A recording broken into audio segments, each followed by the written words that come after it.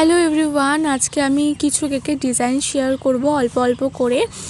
তো ফার্স্টে আমার একটা বেন্ডো কেকের অর্ডার ছিল, সেটা ছিল চকলেট ফ্লেভারের। এই কেকগুলো কিন্তু অনেক দিন আগেরই বানানো।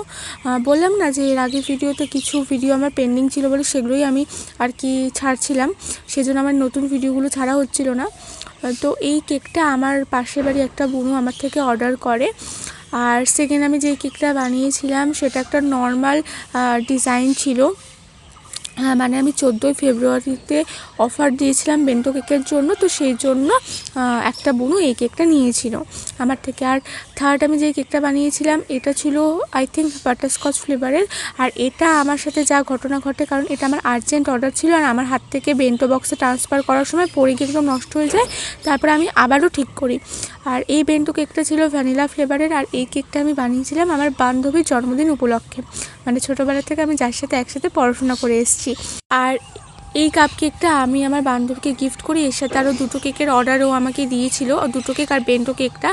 আর এই কেকগুলো আমার কাছে অর্ডার ছিল, তো এই কেকগুলো আমি নর্মাল ছিল বলে আর ফুল ভিডিও আমি শেয়ার করলাম না। তো আজকের মতো এতটুকুই, ভালো লাগলে লাইক করে দিও।